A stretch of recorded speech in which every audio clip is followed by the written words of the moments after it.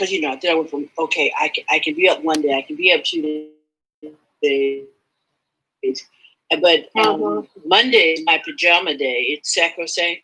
Y'all do whatever you want. I suggest people don't die on Monday because I'll call to see about you, but I will have an attitude.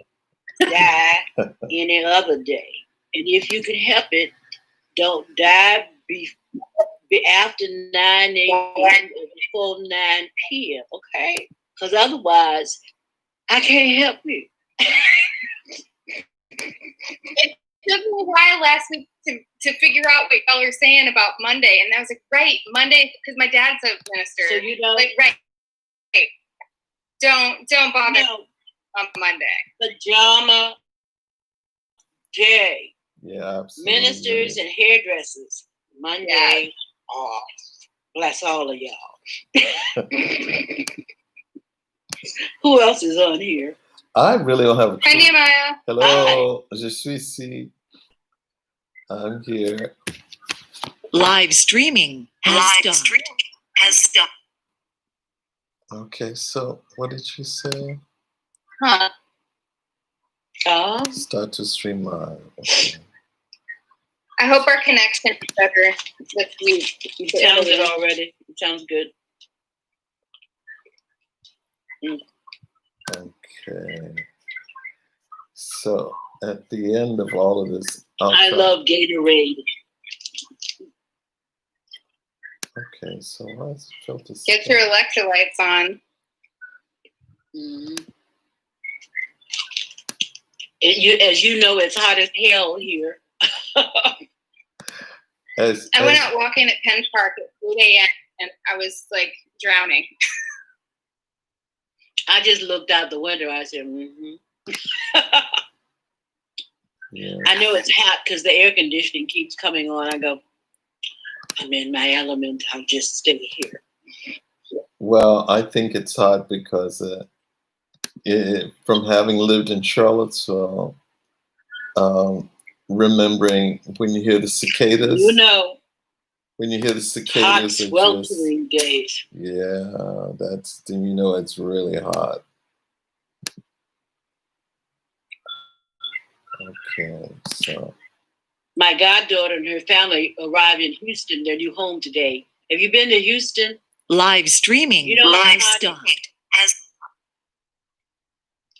Houston is hotter than any place I've ever been. Not in the winter, not in the summer anyway.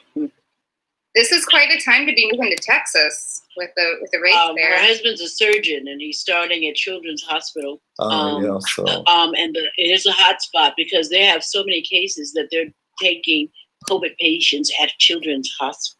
Wow. So pray for him. Well, he's needed then. Yeah, but pray for him because they've got twin babies, 4-year-old babies, and we're not quite sure if he's going to be exposed that way. He may not be, but if they're in the hospital, I'm sure he is going to be exposed. And so they've got to figure out how they're going to live because he's not going to be, if he's that exposed, he can't come home. So he starts on the 1st of August, so they got a minute. 1 minute. Exactly. Yeah, for real.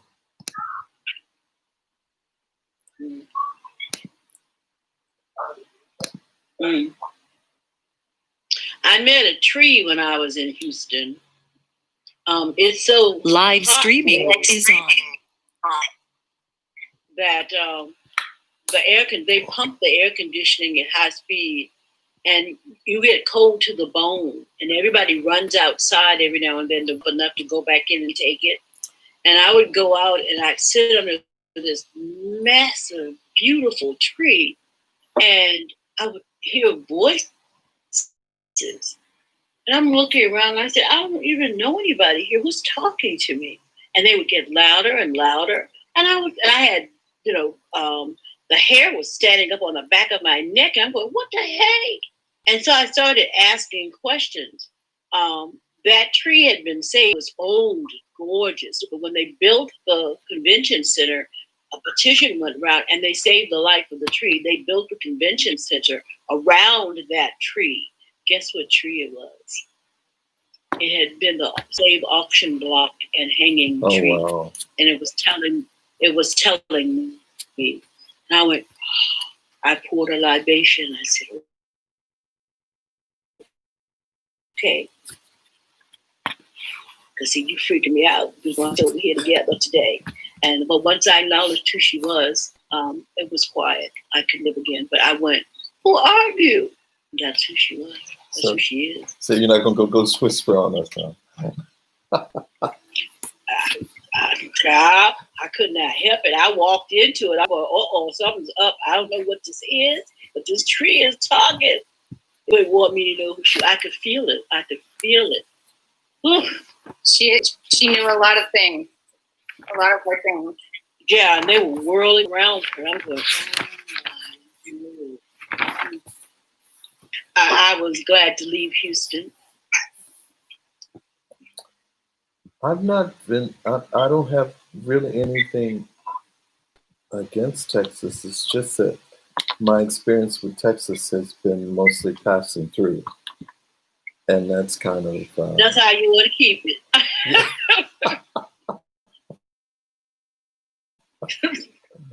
And unfortunately, it's so big you can't just slip through. You got to go along. It really is. I have been across the United States 3 times. I'd be crazy. No. 3 times. And I think all 3 times. No, the first time I was on a northern route that went from Boston or Western Massachusetts to Seattle. And so that was, so we kind of. Were you driving? We were in a Volkswagen Beetle, girl. Oh Lord! What was that? And then it was November of, I can't remember the date, but we were just finished exams. Just finished exams, and so my friend. It must have been high. What? Well, put it this way. When I attended UMass Amherst, they smoked so much stuff that I could have sworn that I had a contact high, because any of the people, I think I destroyed all the pictures I had because my eyes were always bloodshot and what have you. Because I wanted to hang out with musicians. No need to memorialize it. Yeah. And I had never seen that much of anything green in my life. So I just thought that was quite an experience. But this friend of mine was going home, and I was going to spend time with my brother, who's in Seattle at the time. He lived in Seattle. My brother's in Fort Lee. And my friend was Seattle. And we had 2 other people. So by the time we started really traveling, Seattle, and we had 2 other people. So by the time we started really traveling and going down, the speedometer went out. And so there were 2 physics students, and they kept us from getting tickled. Oh Lord. Not one ticket. And I don't know if you ever taken the cross country, when you have the idea of going across the country. I never have that idea, not ever. I did. Especially not in a car. 3 times. This was probably the smallest car that you could ever stand to be in. Okay. And so we're in 4 in a VW Beetle. I don't know, you do things in your life and you think, what was I thinking? Mm-hmm. And we got everything, I guess, was kind of okay. Mm-hmm. I remember going through the Midwest and seeing Wyoming and Montana and all the whole kit and caboodle. And I thought, wow, yeah. And I think all 3 times, or at least all the first times I saw that, it was still pretty much the same. The interesting thing about it was that it was okay that we got to Oregon, and this was like a Thanksgiving break, Let me see that. So there was lots of snow, and I don't think I'll ever forget Oregon. It was just white.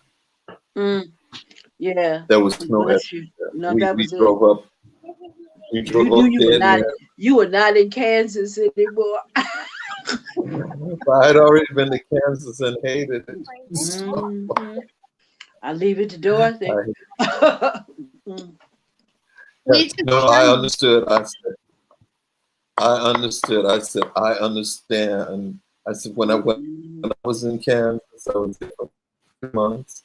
And I said, I understand why Dorothy Had to had to get get up the out of Oz. there. somewhere, anywhere. Tornado, take me. And I understood the tornadoes and the weather. I was like, oh yeah. And this was you can tell how old it was. My brother Ralph was in the military, and I was visiting him, and he only had one record, Jesus Christ Superstar. He Yep. used to say, I don't listen to that anymore. That was my Christmas present the year that came out. That's all I wanted. Jesus Christ Superstar. But did you listen to it every single day, every day? I knew every song, and I would sing them for my Yeah, I sisters and did. brother. My dad would say, "Mama, please make her shut up." And I said, "I just got one more. I got one." I know every note of that. Anyway, so I did a production of that, and it was the first Did thing you? that I had to memorize all the way through. Wow, I knew every single song, every single note, Yeah, every single word, every scene, all of it. So we what's it? When I was playing the piano at the time, I was going through my ecumenical period, where we were working a lot with the Episcopalians and the Catholics, and so everybody was singing day by day. We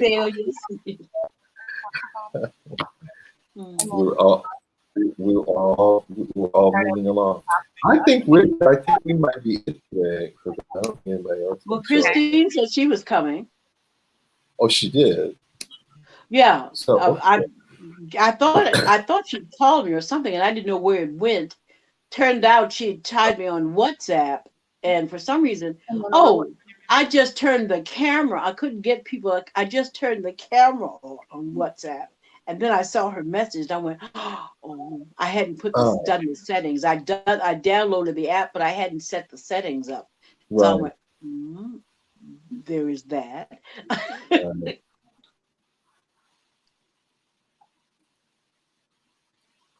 So you're still there? Mm-hmm. Okay. So I think we can kind of maybe get started a little bit.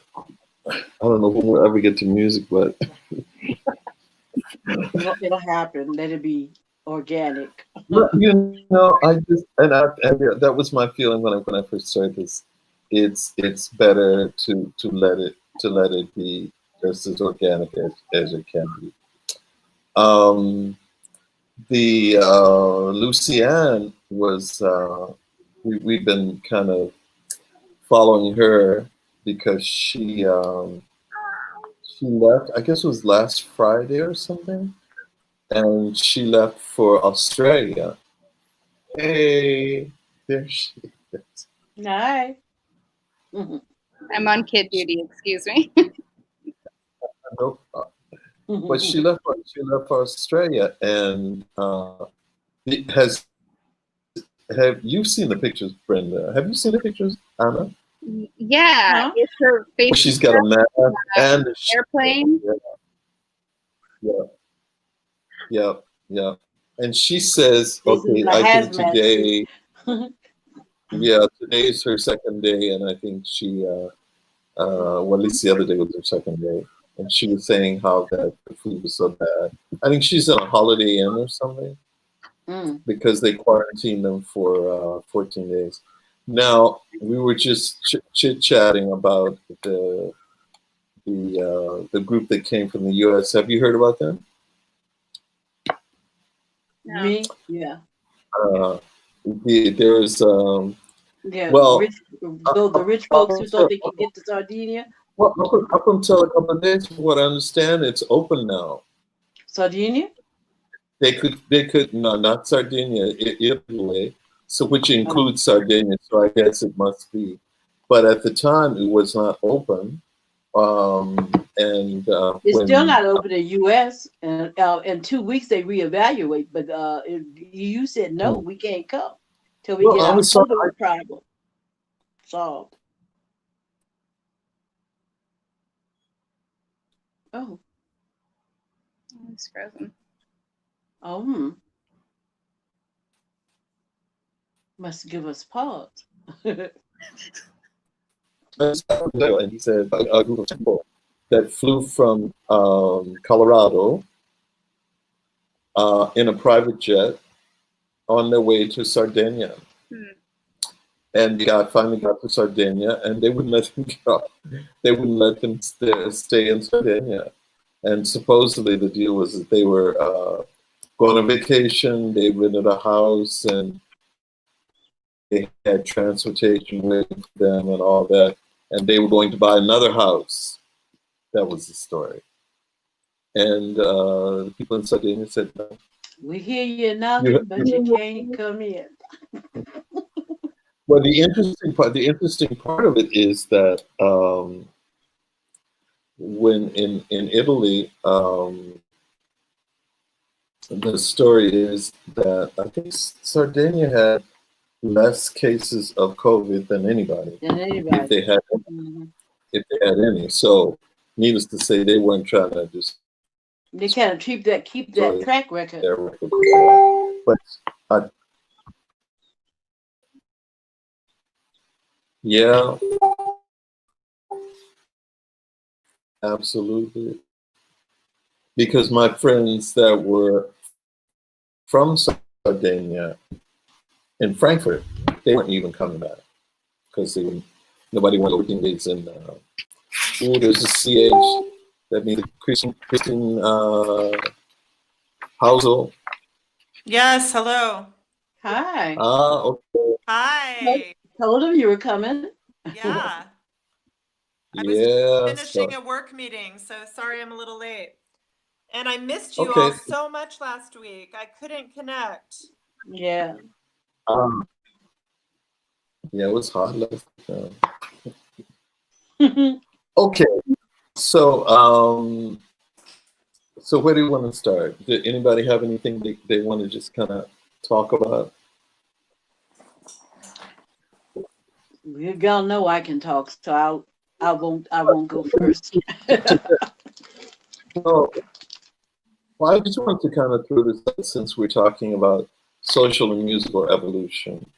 I was concerned about students, the young students, and I felt that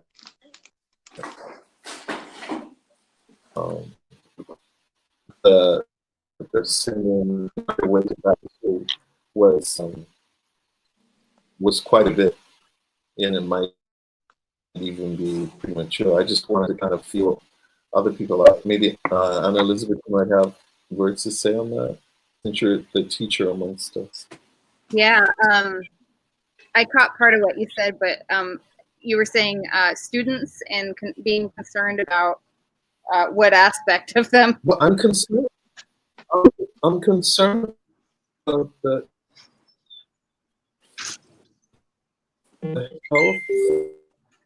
health. I'm also not hearing you very well. You're breaking up. Kind of like the social things, going back to school, and things I need to put a headset on. Yeah, you're coming in and out a lot, but yeah, I'll address a couple different things about that. Excuse me.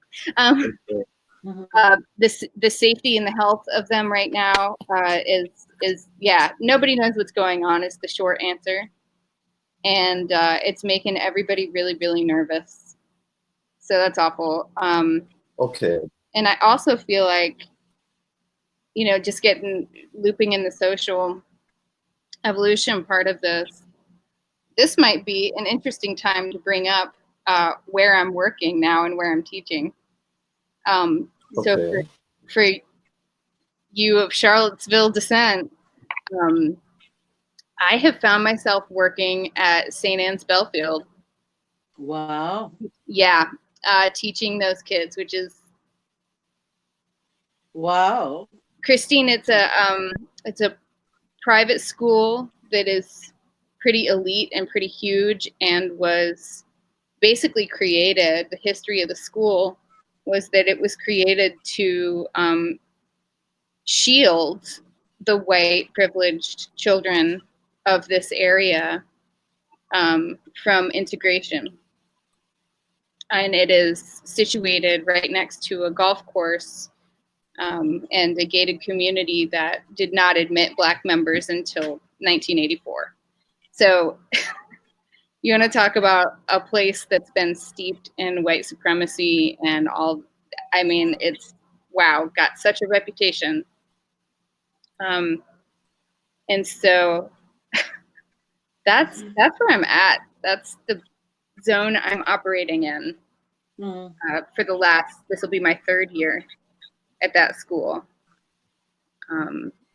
And I'm coming from a background of a lot of private studio teaching and public school teaching in Northern Virginia, where I taught at Title I elementary schools and a Title I high school.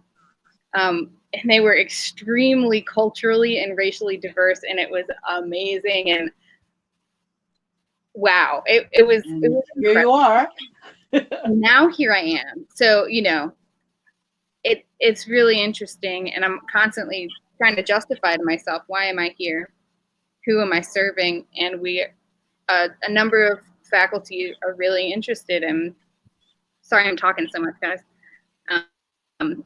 We're interested in the children of color who are in that school and the Black students in that school, because it is not a great place to be.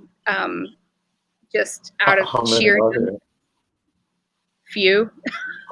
Yeah, I was gonna say, what's As the in, you can count on 2 hands. So I should have the data. Okay, I don't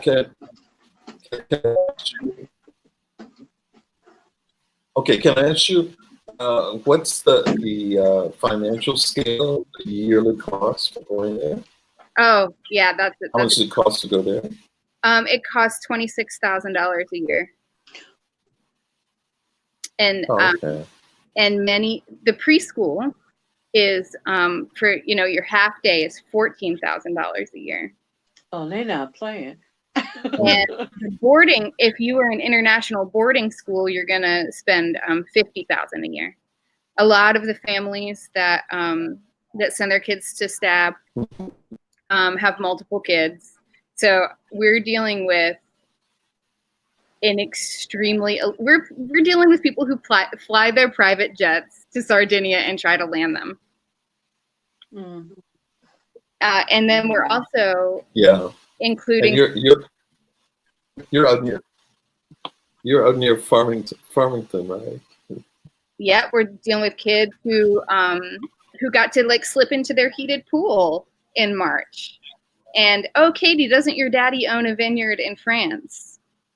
And then you have my beautiful 6th grader, Mira, who went to Walker last year and lives in Fifeville and is the most astounding, wonderful 6th grader that we have. She's out of place. She feels it every day. And so without adding to her experience as an outsider, I'm constantly every day, how can I include her? How can I let her know I've got her back? And I've already had to call out one student on things he said to her already. So it's just, anyway, this is a huge can of worms that you asked me about. I think it's a fair launch into the discussion. I taught for almost 15 years in the Italian public school system. I didn't consider,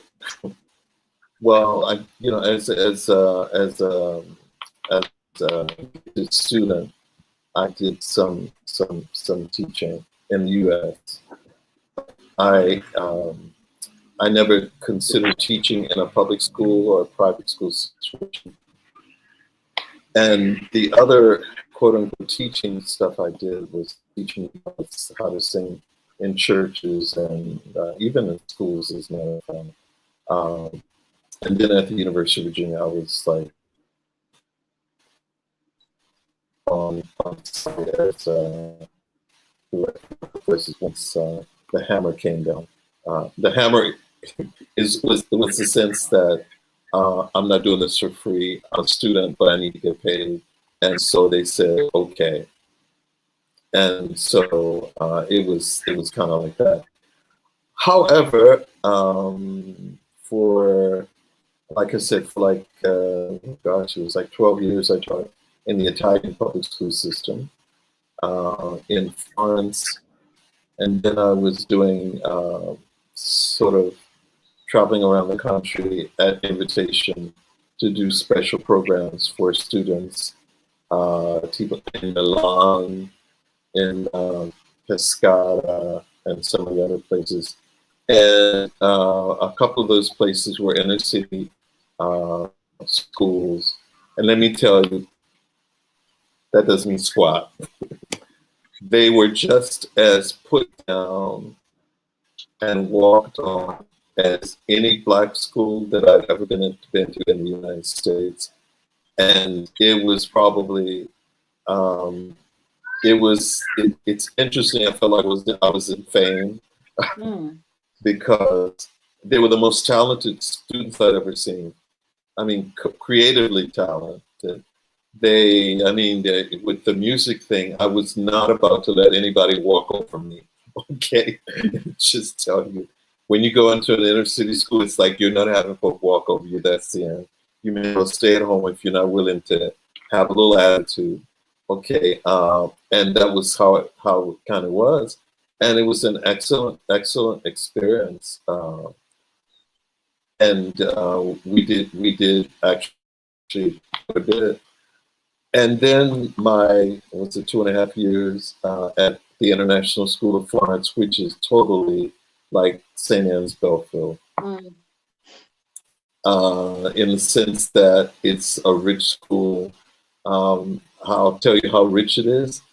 One of the, it was founded by Americans.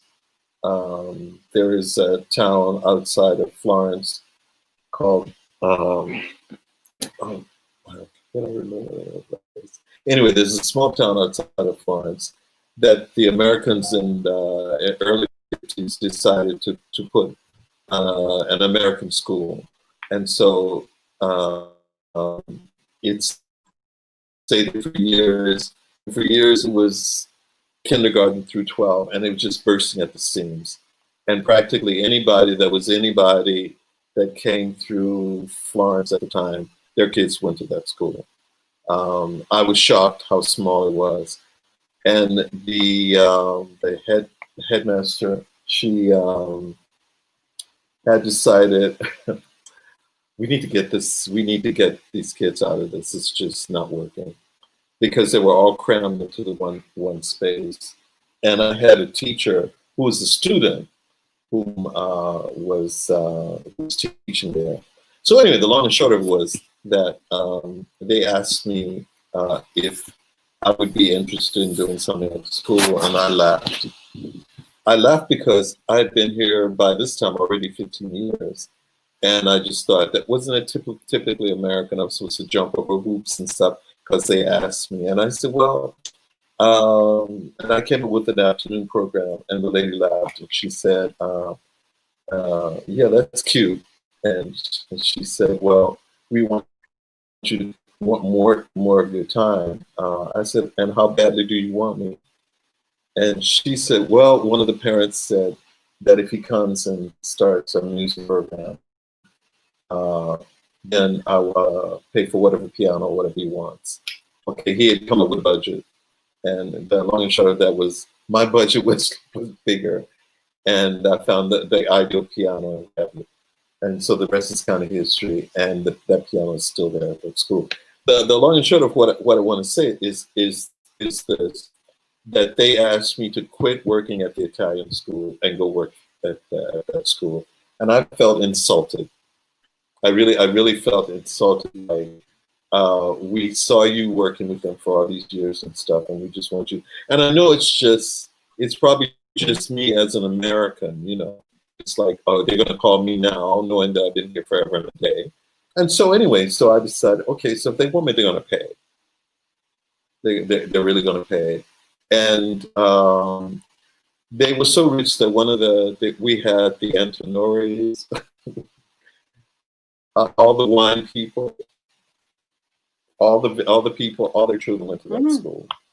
That's all. And one of the kids, the art teacher asked, we see there's a little house on the hill over there, and we want you to draw that. And the kid responded by saying, well, I don't know why I should draw that, because, you know, my father owns that, so if he wanted somebody to draw it, he would just hire somebody to draw it. Whoa. And so there was just a lot of that, just a whole lot of that. And I don't think they'd have had a black teacher at that school. No. And so it was really, it was racially mixed. There were people from Bangladesh and India and all kinds of other places that were there. However, it was still kind of the St. Anne's Belford. In fact, one of my college buddies, his children go to St. Anne's. And so anyway, that's kind of interesting. But I found that the challenge for being at the school was for me not to have attitude, because I did have attitude. I really did. I had attitude because number one, the kids were spoiled rotten. I come from a big family. I have probably about 100 nieces and nephews, and spoiled rotten just doesn't work, because my mother was Angie Brown. Okay.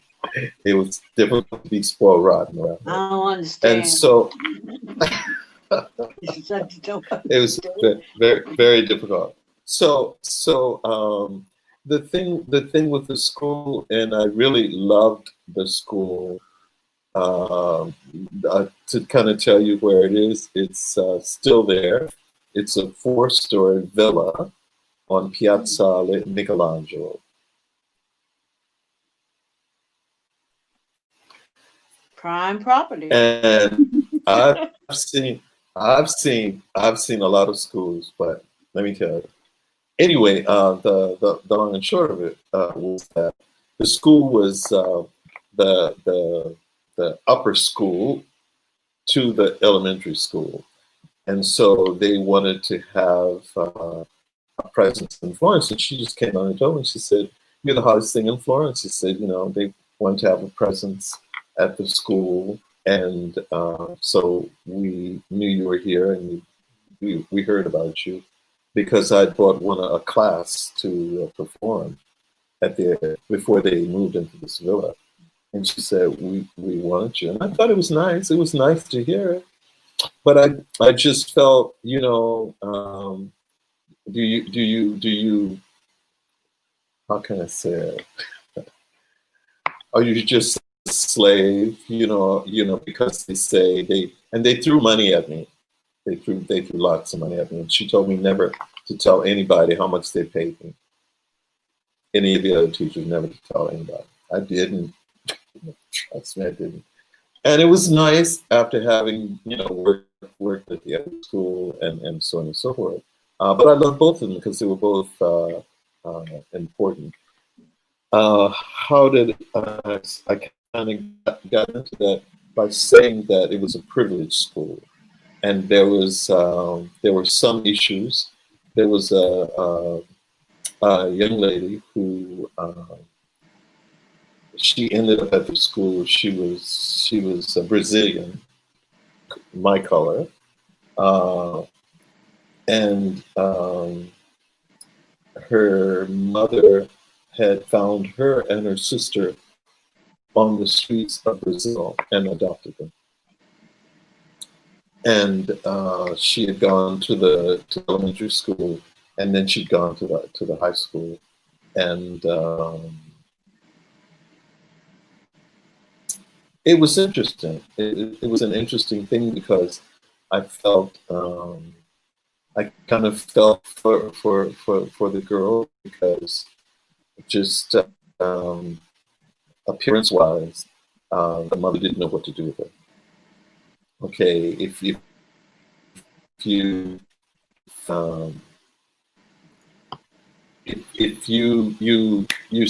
little kids going to school, you see the little girls with the Afro puffs, you know, those are hair like, too real dry. popular. Ugh. Yeah, but the hair is an important thing for Black kids going to school. And this little girl's hair was, she didn't have puffs. That's what she had, you know, it was really dry. Her mother didn't know what to do with her. And there was a kid that she had grown up with, and they said that they all had friction between the two. And in one of my classes, they got into an argument, and he hit her in the stomach with his fist. Yeah. How can I tell you? I had the biggest room in the entire school because it was a huge auditorium where I could do all this stuff. And I remember asking him to go to the office, to the vice principal's office, and he refused. And I remember saying to him, if you don't get up and go, I will take you. And so he still refused. And I remember doing something, leading him, I'll just say, I led him through the classroom. I gave the classroom class an assignment to explain to him, writing him a letter to tell him why his comportment was not acceptable. And so I walked with him towards the door, and we had a stair to go up and there. And he got midway in the stairs, and he said he wasn't going. That was not good. That was just not a good thing to tell me. And so I just gave him a little lift, and we got to the door, and he saw other people, and he started to scream.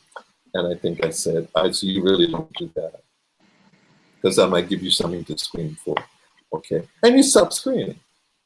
And then we went through it. So mind you, this is a villa that's older than the United States, okay? Mm-hmm. So you go up and you go winding stairs and so on and so forth. And we got to the principal's office, and he asked what's going on. I said, he just needs some time outside, give him about 10 or 15 minutes, and then he can come back. And so I went back, and the kids were, were writing and what have you. And I turned around in 3 minutes, and the vice principal had brought him back to the door. And he had come back to the class. And so 3 minutes. Right. 3 minutes, if that. Okay. So I thought, so that's why the kids have problems. So therefore you have no sense of how to deal with disciplinary side of it. And I think that the difference that I made at that school was a discipline thing, because I wasn't letting kids run all over. And in the beginning, it was kind of complicated because they actually called the teachers by their first name. And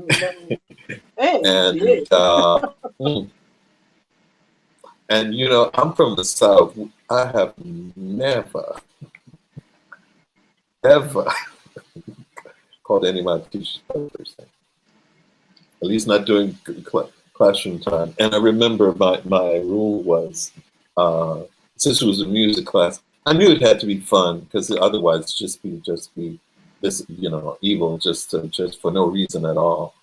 My rule was RESPECT. The first song they learned was by Aretha. I said, rule number 1 goes back to rule number 2, and number 3, that was the whole thing. And it turned out to be a fun class, but I think I had to make the difference that I'm not your friend, I'm your teacher. Okay, because I had seen other people try to be their friends during the class hours, and it wasn't working because they didn't work. And I told my students, don't lie to me. I said, okay, so I know that they give you lots of homework. I promise you I will not give you lots of homework like everybody else, because I know you're going out of the way and everything. And so the homework that you have, you can do it. I'll give you enough time to do it in the class period time, so that you can fill that. But just in case you have something to do at home, don't have your parents write me letters saying that the dog ate the homework, or he has a fever of 100 or something like that. Okay, I said I grew up with asthma. I had a lot of time out of school. Just come and give me an honest thing, and we just deal with it. That was kind of the whole thing. But I think my whole thing about that was that I never forgot what it was like to be a student. So, I taught student. A private school for emotionally disturbed kids in Mamaroneck, New York. I taught in the upper school, which was basically middle school, and the lower school was elementary. And it had a mix of people, but some were quite well off. And I'll never forget one little girl's name was Jill. And she was very well developed for her age. She was a real dumb blonde, but she was ruling her household. Her parents had no idea how to raise children, and they were letting her have her way. And come to find out that she was hitting them every day. And so she bounced into my classroom one day, and something didn't quite go her way. And she decided she was going to smack me. The whole classroom gasped. They called me Miss Brownie. They said, "Oh, Miss Brownie's going to kill her." And I was praying. I said, "God, you're going to have to intervene, because right now I'm going to kill this little girl. I'm going to kill her dead. So you better, if you want her to live, she's your child. If you want her to live, you better give me a way to help this child stay alive." So she literally smacked me in my face and went to pounce off. And I grabbed a handful of her blonde hair. And I said, "Oh, Jill, my hand's gotten tangled in your hair. Hold on while I untangle you." And I pulled her head to me and I whispered in her ear. I said, "I am not your mama and daddy. I will throw your little behind out that window. Do you understand me?" Her neck almost stepped. She says, "Yes, ma'am." I said, "Hold still, baby. Let me untangle you." I think I pulled most of her hair out of her head before we untangled. We never had the issue again. And my point was proved, because about a week later, she got into a car with some guys who thought she was older than she was, and she was gone for about a week or two, and they did whatever they were going to do. She was never the same. But my point is that we are watching children's lives be destroyed by parents who will not parent them. Yeah.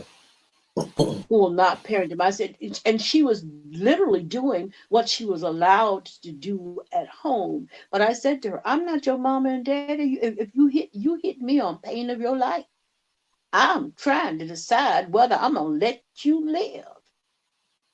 Cause I could lift you by your hair right now." I was mad. I was so mad. I could have lifted her by her hair and tossed her from the window. And if it wasn't for Jesus, that's exactly what would have happened. I said, "Oh, little girl, you about to die." And she did. We're in the animal kingdom. She had missed all the signs, but then I growled at her and I said to her, and she went, "Oh snap, I'm in trouble." I said, "Oh, but you are. You need to understand that you are bargaining for your life right now. If you ever let it cross your mind to come at me again, you will not live to tell the tale." She understood me because the children are smart.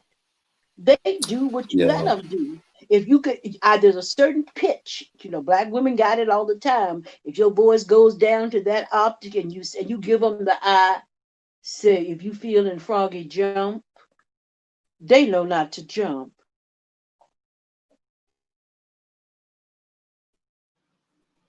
Brenda, that story was very healing for me to hear. That was a healing experience. Girl, I was praying hard. I said, Jesus, I'm going to have to kill this heifer. I'm going to have to kill her. If you want her to live, you're going to have to intervene. Give me a way to let her live. Yeah. Bless her heart. Oh. But it's parenting. It is so much parenting. They can't be so cute that you don't correct them. And so nobody else thinks they're cute. You do. And then you can't control them and they're getting older and older. It's not so cute. I'll be John Brown if I'm going to be in my house scared. I can't. In my house, somebody got to go. And it won't be me. Bless everybody's heart. You were saying, Christine? Just thinking about a couple of things. I'm wondering what was on your mind when you raised the question of just our children at this time. Thinking about the children at home, and families together in ways they're not used to. In I think a culture that is struggling with this problem in general. Some doing better, some doing worse. Go ahead. No, well, I think it's. What can I say? I think it's children's time now. I'm convinced. We used to hear this all the time. Children are the future church, and then at a certain point in time, then you realize the issues, the way that the adults govern and they handle issues. It's not like they're considering children as the future church. They're just there, and they don't really know how to handle it. I find that a lot of kids are suffering. It's like, I remember going through from segregation to integration, and to go from an elementary school where it's all segregated and go to another school that it's quote unquote desegregated. I really have had few instances where I felt integration, at least when I was growing up, was that way. So anyway, the situation is that if the children are grounded from the household, then they can face anything. I'm convinced of that. If the kids know who they are, they have some sense of spirituality, and they're well situated in the household. I find it translates. A lot of kids well situated in the household, and I'll put it this way: they're not the center of attention. It's not. I think if they understand that there's adult time and then there's children's time and then there's time that you have together and all of that. So I think that is really one of the problems of this generation, where it's maybe we've gone from one extreme to another, where, children weren't able to speak until spoken to and that kind of thing. But now I can see it in friends and family. and also in my work, where everything revolves around children. And so it does seem like a real a need and an opportunity now that everyone's confronted with each other much more and feeling under-resourced. We can see it, parents are feeling under-resourced. Yeah. And Can- I wonder can we- what. Can we go back to the beginning of what you said, where everybody's Go- confronted with each other? Can you elaborate on that? Well, I'm just seeing so many people are. I just think I'm not living in I'm not living with with children of my own, but I'm in close touch with people who are, and I also work with kids, and I'm just seeing so many stories, both from people I know and also that I'm reading on social media because people are sharing them, lightly or heavily, but about how they haven't learned how to establish boundaries. They haven't learned how to communicate with each other. Yeah. They haven't equipped the kids to take care of themselves and do their proper weight. And so, and people are not used to spending so much time together, often with, everyone working and in school and so on.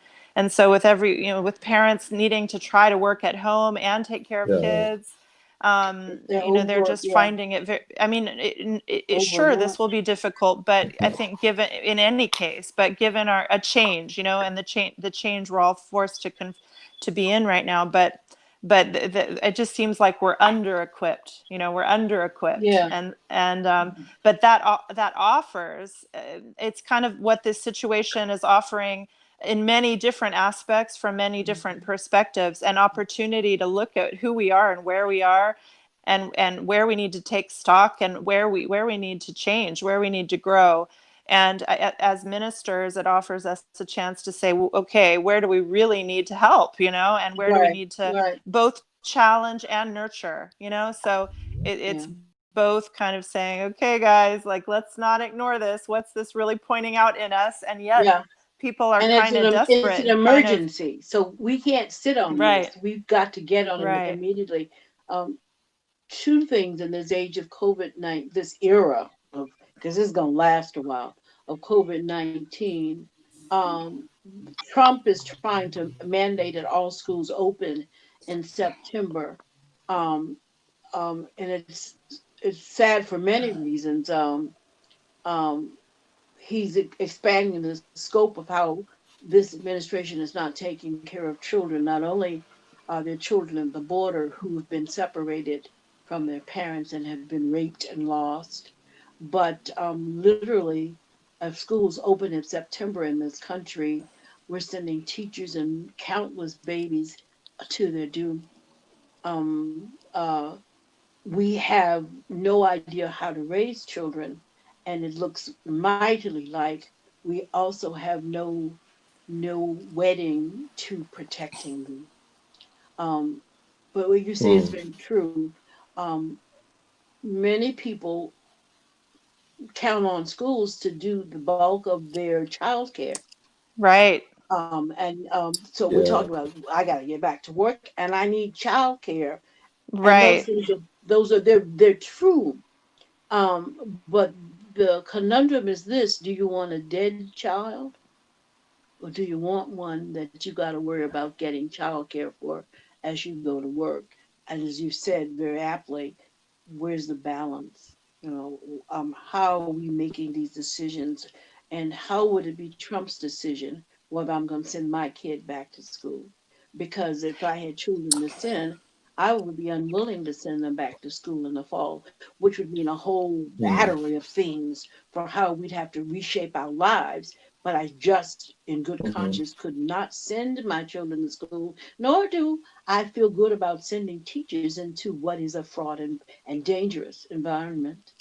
We got to make different choices. And not to mention, the children, like, under the assumption that children are maybe less vulnerable, but there is also there's a strong indication that they're the strongest vectors. And so, when you're talking about your parents, your grandparents, and your teachers, and your teachers here in Geneva, and at the same time, it's like everyone is sort of under-resourced and under-resourcing each other, and maybe people are afraid to sort of admit Yeah. weakness, admit a lack of something. I'm seeing it in my own life, and I have people and friends who teach in the school system, in both the privileged international system and the Geneva public school system. And the public school system, it also has lots of privileged people in it, but it has a mix. It has a real diversity. Mhm. And but oh my goodness, the school system backs up the kids and not the teachers, and when parents for discipline issues, and kids are being formed very, very badly, where they're malformed, to where they're not learning this discipline. And then in the international school system, it's this kind of, I haven't worked there, but I've worked as a youth minister in churches, and there is this tendency to see, your minister, your teacher as kind of a service provider. And I didn't mind being called by my first name as a youth minister, but there's a certain way that it can be said by some people, and this child, this like 13-year-old child, talking to you with kindness and benevolence, but like a servant, and it, of course, not. No, honey, I can't take it. I can't. This is and so, but having said that, a lot of them are hurting, and so I want to go back and ask a question. That's true. A lot of them are sort of abandoned in a lot of ways, unto themselves. No, they're not sort of abandoned. They are abandoned. Yeah, if and they're don't not set being boundaries in children's lives. yes, they they're not that as being abandonment. guided, and they're not being loved, and and so I'm wondering, going back to the beginning of what's the school, St. Anne's, I'm wondering if I'm wondering a couple of things, like are you especially in light of the conversation around racism, is the school interested, or if not interested, open to, or if not open to, allowing teachers to come forward and do teaching around this, and also provide discipline for kids and that kind of thing? Yeah, I'm so glad that you're asking that. And yeah, I mean, like I said, I'm really proud of the school, actually, where they are right now. I think it's hard to be in any minority still because of the numbers, but the principles of the school are good, and the structure and the discipline and what we call social emotional learning is at the tippity top of the priorities. Now, we get it only certain hours a day, right? 8 a.m. to 3 p.m. That's what we got. Yeah. But that's great, especially in arts. Like, my particular team is very aware of the position that arts and music has to form those social emotional skills. Can you give feedback? Can you talk to other people with respect? Can you show when you need to show readiness and formality? Can you express your emotions in a way that makes sense and that is appropriate? Like, it's a huge subject, and there are different ways to treat it. In orchestra, we expect formal performances, but we also expect emotional intelligence. That's a lot of things to teach. Yeah. So I think a lot of things that go ahead. I'm sorry. I think going back to the proverb about it takes a village to raise a child. I think really kind of going back to that. And I really believe that it really does, whether it's an academic village or of sorts. I found that within the privileged schools, perhaps even more so than the non-privileged schools, the arts are like essential. I don't know if I'd ever say that before, because growing up. Okay, so I'm growing up on the other side. Growing up, but I'm teaching kids that are growing up on the other side of the world. So there are things like there was a commitment in the police when I was handling stuff in schools. There was a commitment for things of the arts in the beginning, like elementary school, maybe through middle school, not necessarily through high school. But finding that if you don't have because the school is kind of like an academic village. Okay, so what they're trying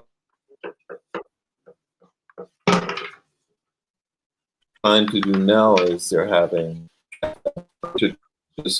stuff that they can kind of act and and do the whole teaching experience as a holistic experience.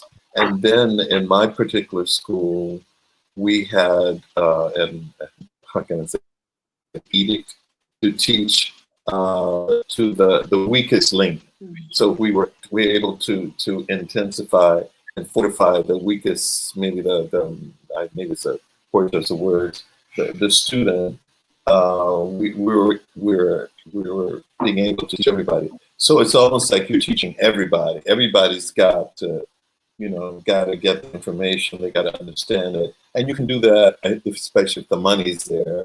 So you have ways of helping the child to get through that. And so we kind of, quote unquote, had an academic village, and the thing that was missing for was the arts. They didn't have a music program, and so when I came in with establishing a music program, it really changed a lot of the mechanism. For instance, this is to show you how old it is. My time was. They didn't allow.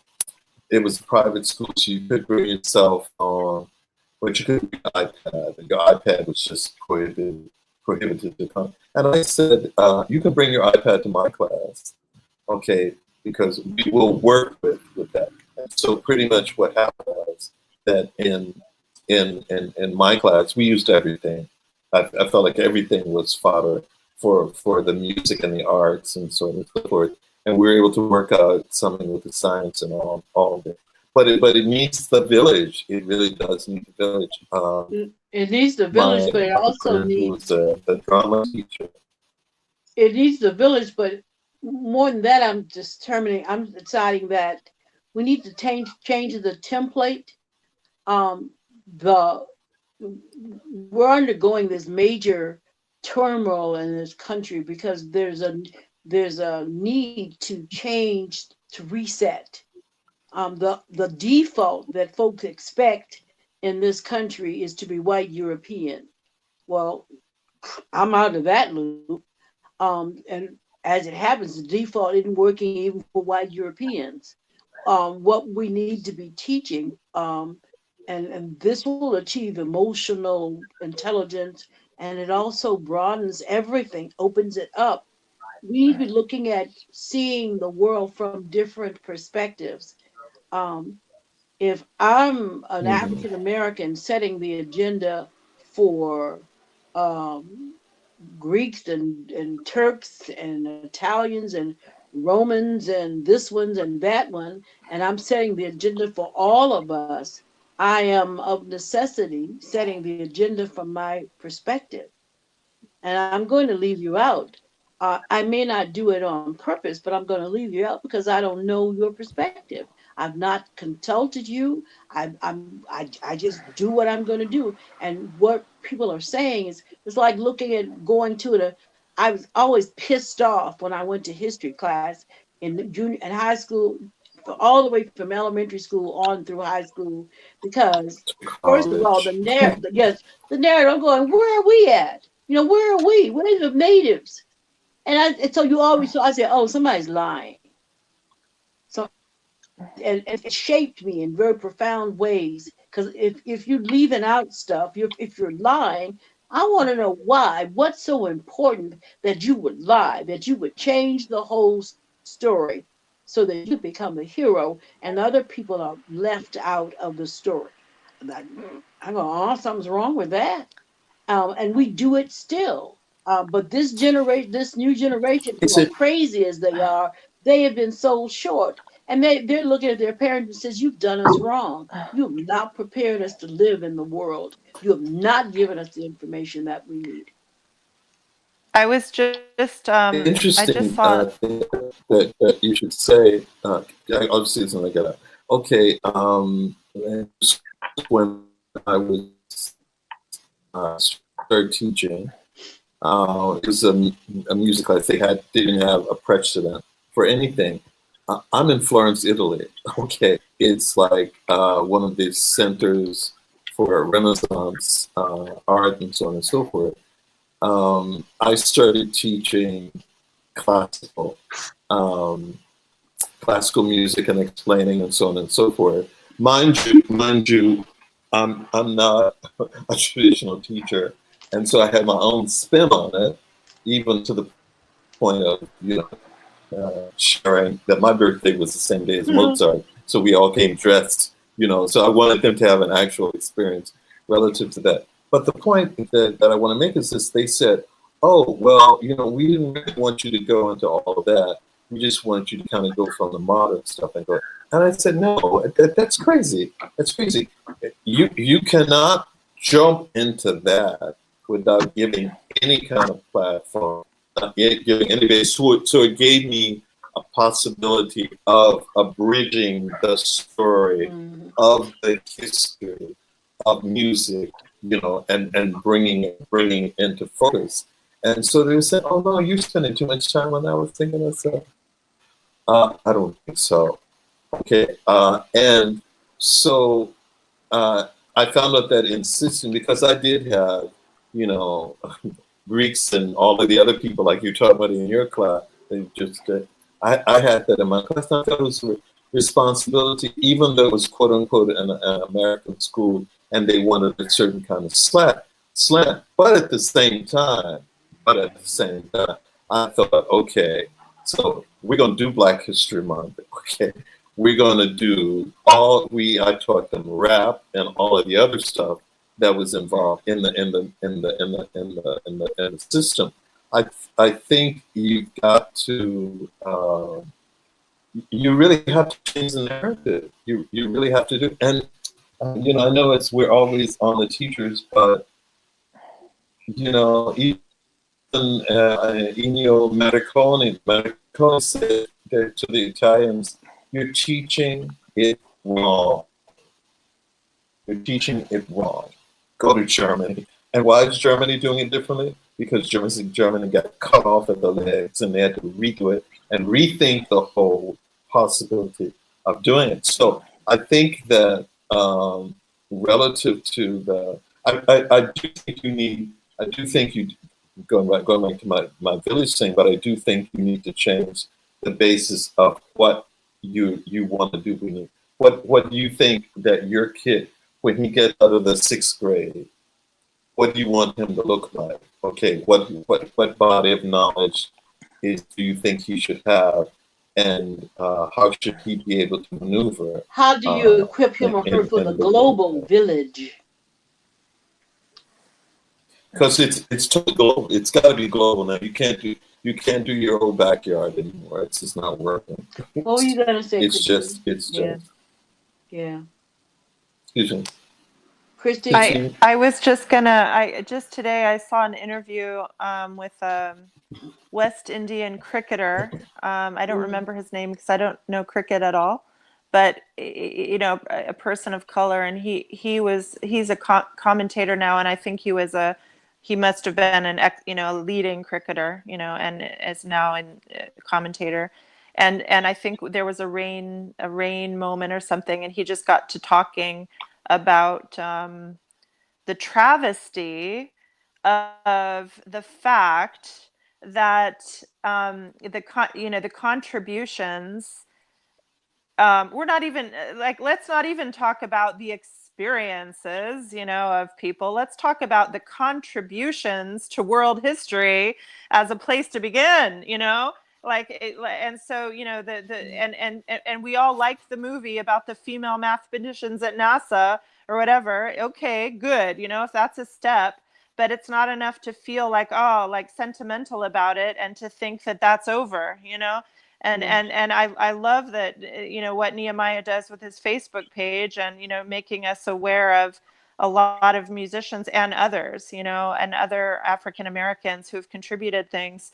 And there have been some efforts through Black History Month, but I think one of the advocacy points that, you know, we should really work on in this moment, this historical moment in the U.S. and beyond the U.S., is to you know, really rewrite some of our teaching materials, and you know, and I think it should start with he brought up the example of, we all know Thomas Edison invented the light bulb. We all know that, you know, and yet he I haven't yet learned the name of the one that he mentioned, but he mentioned a Black person who, I'm not sure from where, but who invented one that's more sustainable, you know, that is the basis for what we use now. So there was some kind of paper element, you know, that Thomas Edison's light bulb used, and this other person developed, you know, the more, and so that something, you know. Yeah. And so anyway, it's just, and he came to tears, actually, almost, you know,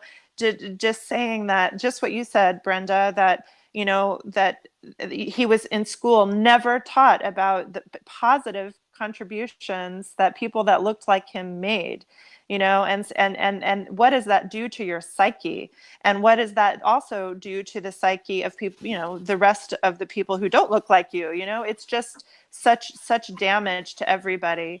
And so I think that's a really practical thing that we could be working for. But of course, it's beyond, it should be beyond that. It should be about, you know, it should include that, but it should go beyond to talk about how history is told and made and you know, understood, and how we all are really living different narratives. You know, let's say in one country, in the United States, and in others. And to start to bring those narratives a little more together through relationship. But there is a historical dimension too that needs to be brought into all kinds of disciplines. You know, it's all of the disciplines. Yes. And so I think that it can also be done, you know, with the pain. Like, yes, there is something to learn from Germany, and in fact, I just had a discussion with young adults here in Geneva. None of the others are from the U.S., but it's a mixed. Well, oh no, one other is. There's a white woman from the U.S., and the rest are from all over. You know, and all of us look differently. And I tell you, people are starting, because we have a community of trust. We're starting to share more deeply, and to share the depth of emotion, and it's coming out. And there is. Yes, and some of us have lost patience, and yet not really, because we're still talking to each other, and we're talking from a perspective of faith, and how can we really, how can we speak into this? But one of them said, I really don't have much hope, because we still see the power maneuvers, you know, going on, and both within we were talking about racism in the church as a follow-up to the general topic, which we had last time, and she because both in the church and in the world, we see the systems and the power brokers, you know, using the situation in their own way, even right now as we speak, you know, especially as we speak. You said something that's profound. everybody's hurt by this. I look at Trump's base and how they claim to be patriotic and real Americans, and some of that base. My sister was saying, she's a child therapist, and they, in the school she was working at a long while ago, they would collect turkeys and stuff for dinner because they had all kinds of families in the system, and some people didn't have food for Thanksgiving. They didn't have food, and they would bring the turkeys. They had, I mean, just full dinners to families, and the poor white families would not take it, and their children didn't eat. They said, we won't accept charity. Or one woman who'd been their business, she and her husband's business went bust, voting for Republicans and Trump. But she needed to go ahead and apply for health insurance, enroll in Obamacare, and her thought was, I won't do that because that's just for people who munch off the system. And Deb said, you paid taxes and lots of taxes into the system. The way it's supposed to work is that when you need help, the money will be there to help you because you paid into the system, which is in turn to help somebody else when they need help. But so they've been sold a bill of goods that only folks who are no good and who are mooching off the system will take the assistance that the system was designed to provide. And now I'm sure she had, at the end, she had to come to do it, but the cognitive dissonance created in people who've bought into a false narrative on either side of it is overwhelming. And I do a lot of speaking, a lot of places, and my daddy used to laugh. He says, "You're the only person I know who gets paid to tell white people off," because I'll tell you the truth. And one of the first things I say is, I have no use for your guilt. It doesn't work for you, and it's very dangerous for me. I just want you to leave me alone. I just want there to be space for us to both live in and not get killed. You know, I want that. Your guilt does nothing for me, and it doesn't do anything for you. Or rather, what it does do is set up a situation that's going to get me killed, or people who look like me killed. So that's not useful. It's not useful at all. But more than that, or is equally as important than that, your inability to face what your real history is, and therefore you're consumed by guilt, is such that you are eaten up by it. And you can't open up your heart or your mind or your spirit to go into the new land, because we need a new paradigm. We can't stay where we are. It doesn't work. We have got to go forward. We've got to. And the terms of going forward is we've got to look at reality. There's a particular reality that is at stat. It's underneath everything in these United States. And what we have managed to do until 2020 is never tell the truth about what our real story is. And if you want to start telling the truth in this country, you've got to begin with the issue, of race, which is a social construct, but we wear that construct out. We've got to begin there, and we've got to do the slow and painful and deep spiritual work of saying, this is the truth. This is what has happened. We've got to do truth and reconciliation. We've got to. We want to get to reconciliation without any truth, and it just can't happen. Exactly. We had this discussion on Wednesday, and there was one very well-meaning person of color, I will add, who was saying, okay, we've talked for 2 weeks now as young adults who have no power, in the church, but we've talked for 2 weeks. Well, that's not really true, but you know what I mean. And I also am not one of them. But, so what we want to do now is, like move into healing processes, right? And I gently said, well, and I actually didn't say it that, I didn't say it that gently, actually. I said we're football stadiums away from that, you know, because Mhm. that would mean that our communities would see a problem, you know. So I gave a little sermon at the Anglican Church upon invitation at an Evensong a couple weeks ago, where I quoted you, Brenda, and and it was your sermon about coming alongside.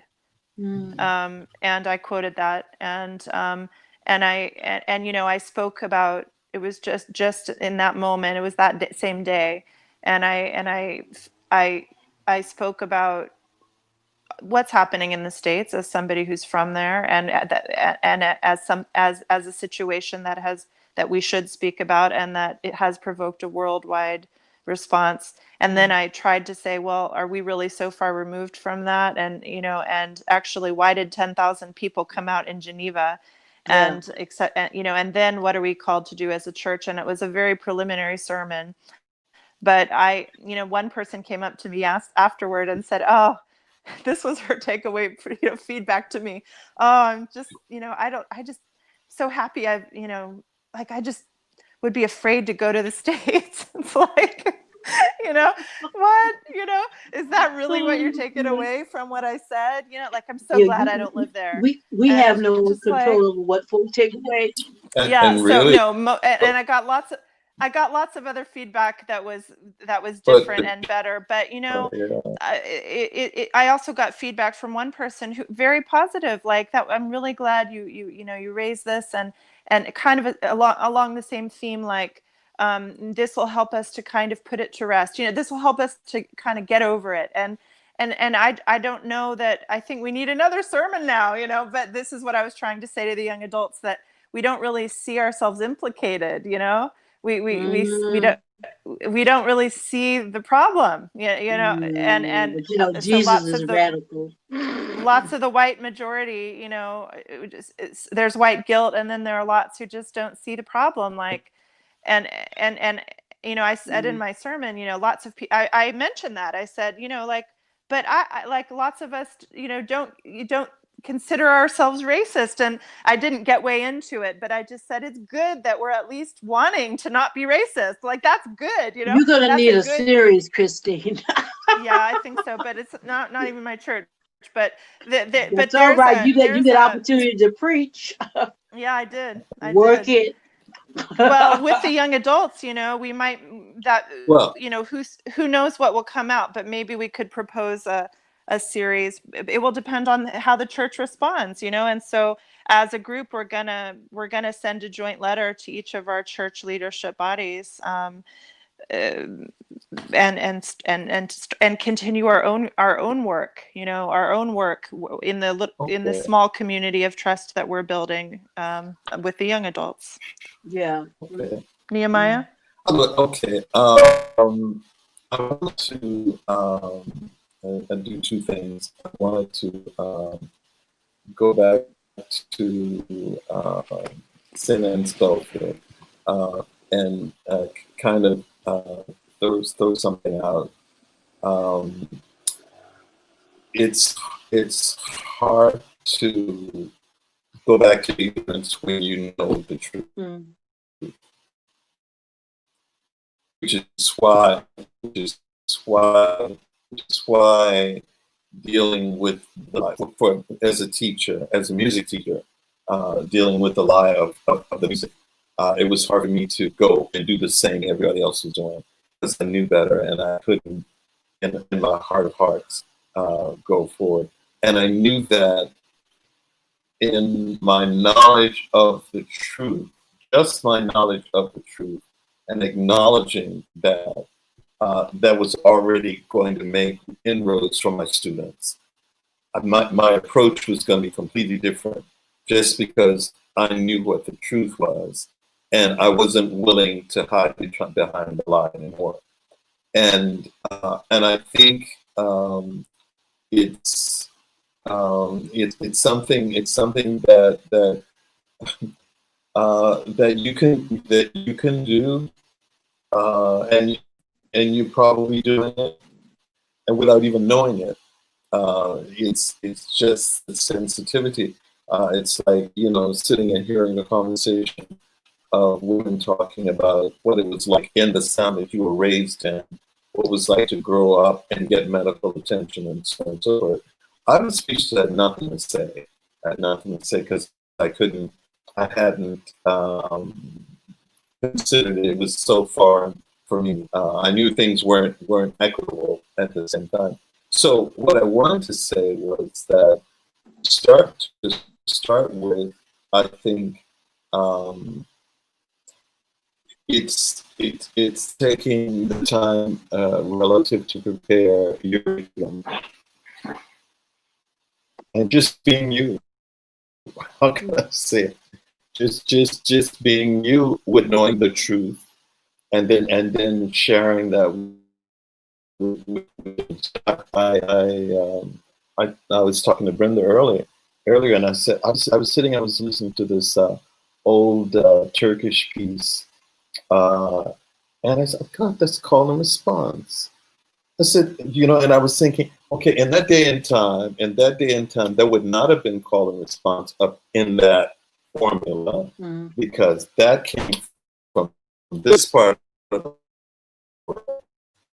Okay, and so all of a sudden I was hearing the violin that was the guy who was playing the violin was responding to what the woman was singing, and I thought, wow, you know, and it was almost like when I came in, I was thinking when we started in Barbara Seville. And so, you know, they do that in gospel all the time. It's not really news, but I was called upon to system integrate that in my teaching system. And so for me, it's just normal when you know the truth and you share the truth, and you know that there are all those classical, if you're doing classical, all those classical composers that everybody thought was white or black, you know, and it's like, oh, you know, and the people don't even know that. Okay, you know, I did a flash of five or so of those, and my kids were just shocked. They didn't have a clue that these, and it's just, you know, it's just the dimes of truth. But then you become the fountain that people connect to that. And I think it's just, you know, it starts with the little pebbles that you're throwing in there, and I can tell you, in Charlottesville, a little pebble thrown in the right way can go a long way. Mm-hmm. We haven't heard from John, and John, we're almost about to shut down. And I know you've been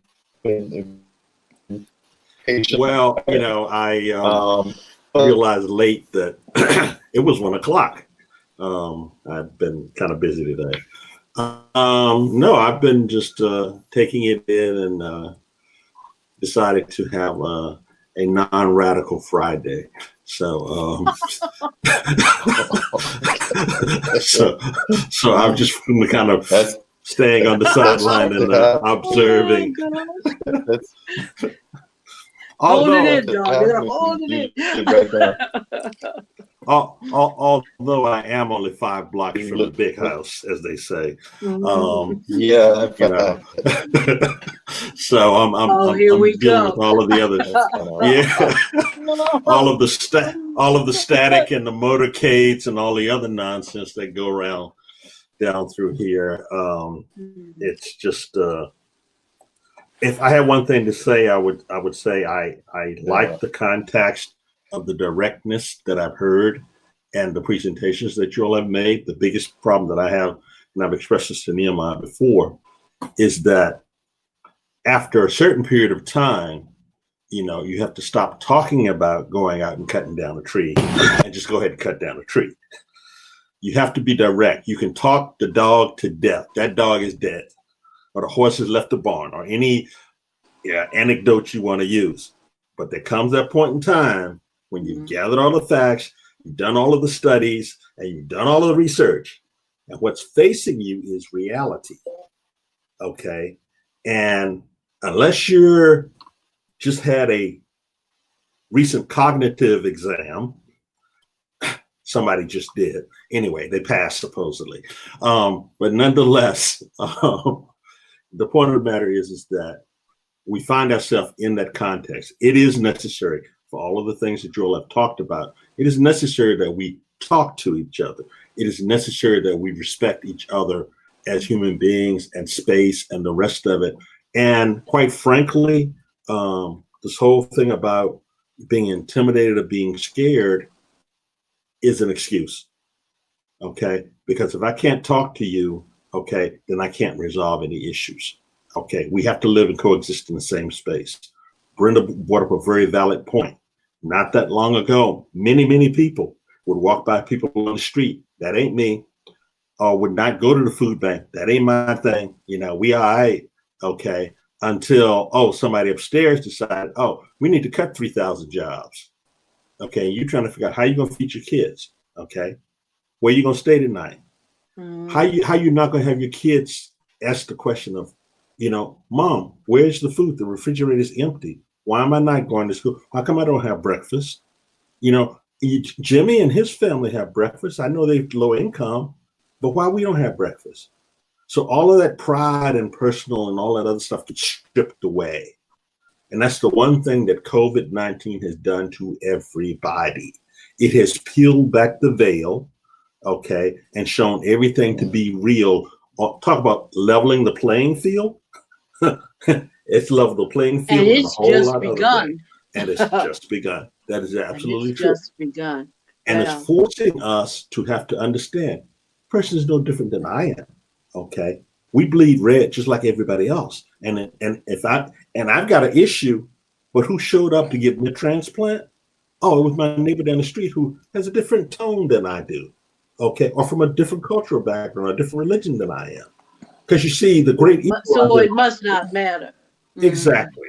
The great equalizer Yeah. in it is that, all the stuff about in God we trust, we're finding out that in God we have to trust because we're all created in his image with the same blood, and it's all up to him. And COVID does not care.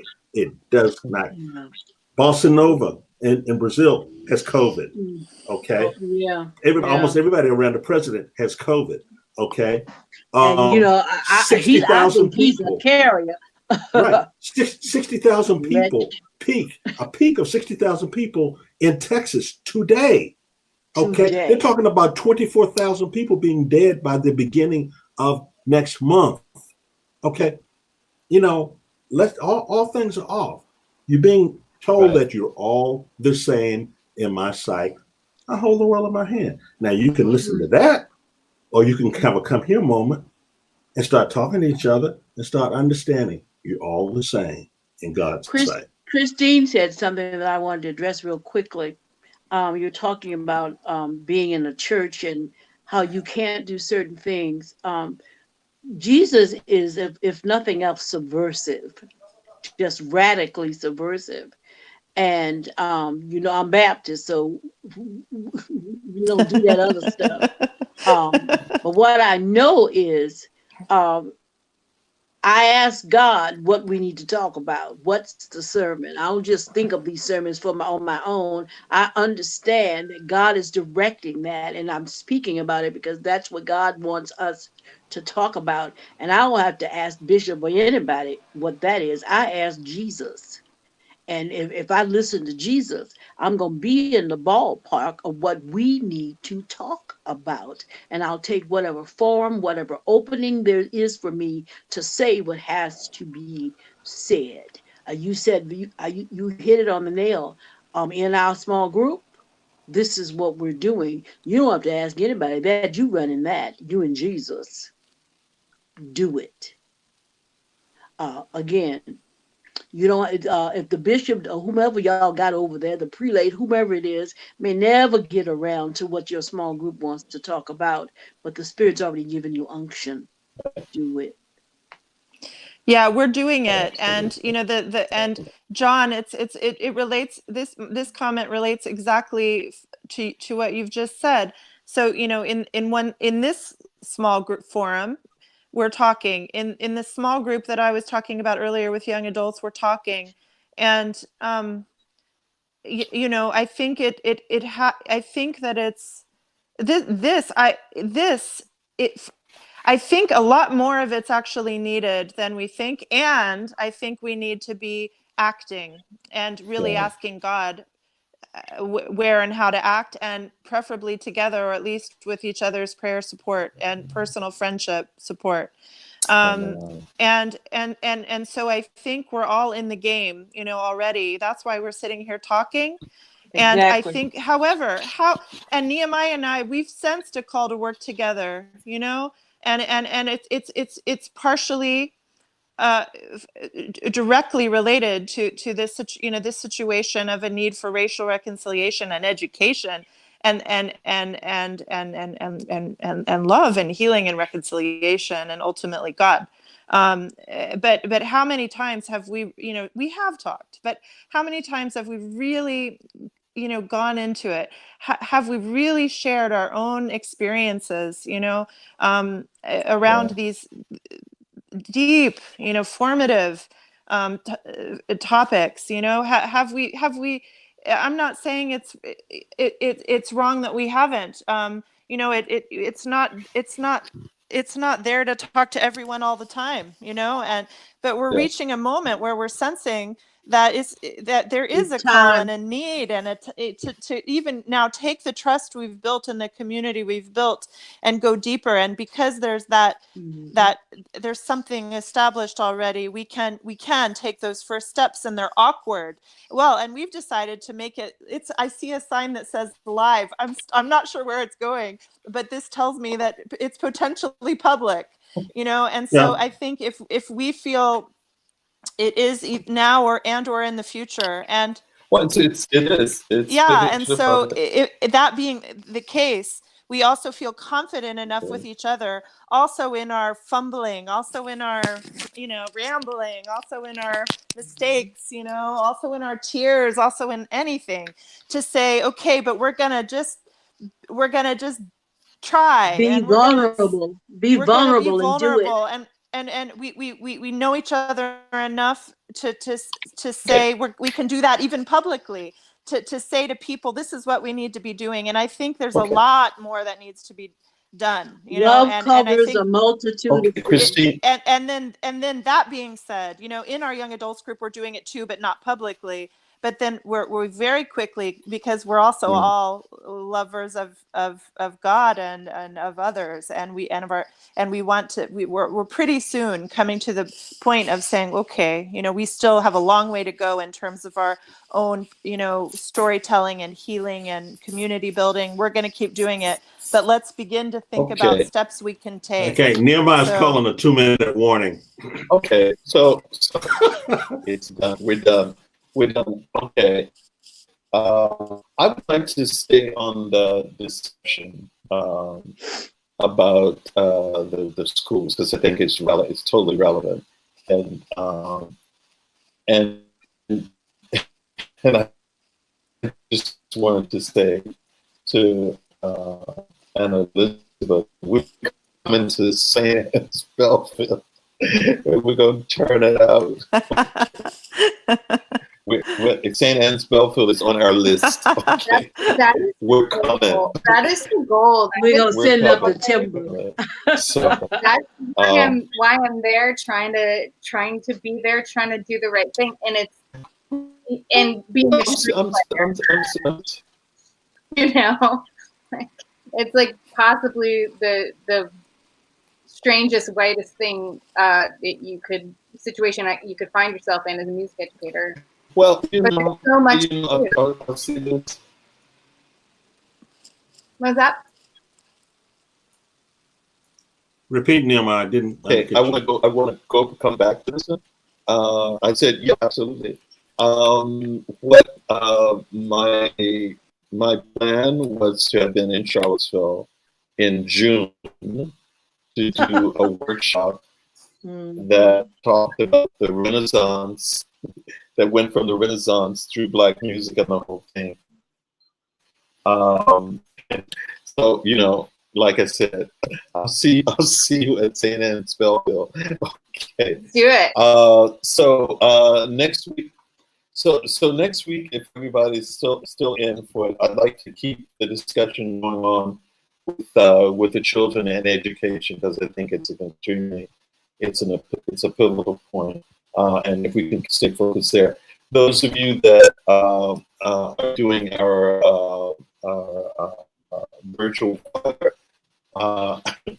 I'm hanging up now because I'm going to prepare for a 9 o'clock rehearsal. You're going to the airport? So, no, I have a 9 o'clock rehearsal.